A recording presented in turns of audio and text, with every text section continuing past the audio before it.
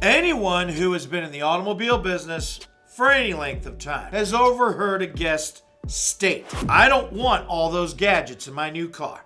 It's more stuff to go wrong." The situation presenting itself here is unfortunate on two counts. First, high tech is unavoidable, even for the guest who does not want a lot of onboard electronics and is purchasing a very basic content vehicle. Our federal government has long since determined that even though some folks are purchasing basic transportation, these vehicles must still come equipped with many of the same safety features as a loaded vehicle. And these safety systems are quite complex. Second, this guest is correct. The more content a vehicle has, the more things that must work correctly for trouble-free operation. It's no secret that today's vehicles have a lot more standard and available content than those of the past. And for folks who are looking for a loaded trim level, standard and optional features raise the content stakes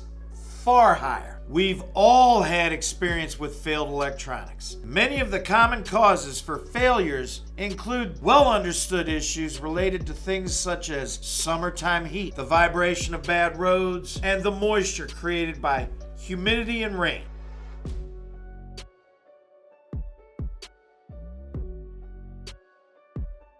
These influences can all lead to internal shorts to the components. Less well-known causes for failures can occur because of poor quality soldering work, leading to something called electromigration, which causes breakage to the soldering joint. The usage of lead-free solder presents additional issues. Something called tin whiskers may occur. These may wear away the joint or break off bridging points while making inadvertent contact, causing additional shorts. Even dust and insects can wreak havoc to electronics. The bottom line is, with complexity comes challenges to keeping things operating properly. This is common knowledge. The first part of the following is also well known to those of us in the business. Automobile manufacturers have long outsourced many of the components they use to build automobiles, from seats to air conditioning compressors to many of the small electronic components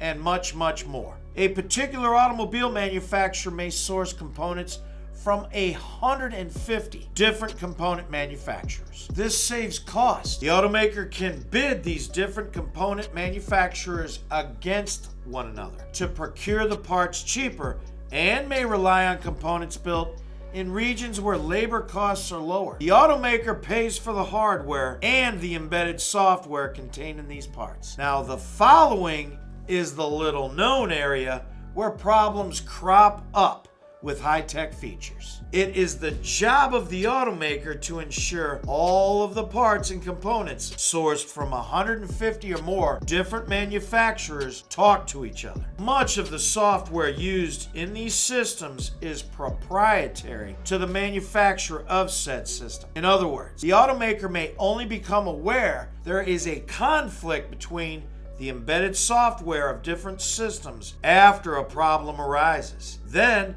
to complicate matters further, when proprietary software is involved, the automaker must request permission to modify said software to help address the problem. When many millions of lines of code have been written to make a modern automobile do what it does correctly, and a problem arises, if the language isn't universal between the parts, they will not talk to each other. It is not hard to imagine how quickly this can lead to misdiagnosis of faults and improper error codes being thrown, confounding the best efforts to correct the problems. This issue has become so profound, some of the automakers are preparing to insource electronic architecture, and others are almost certain to follow. This is something the automakers have not done before. What does this mean for our guests? Naturally, with all things new, there will be a learning curve. The reliability quotient of these newly developed parts and components will only be realized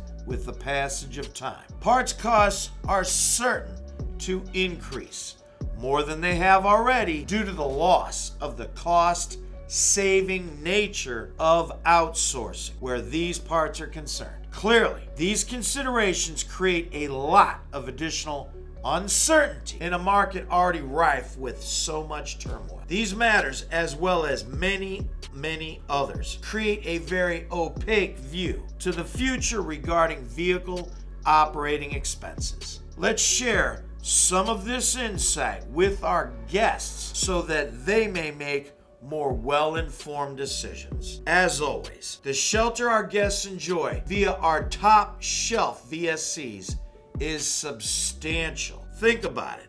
Good luck and good selling.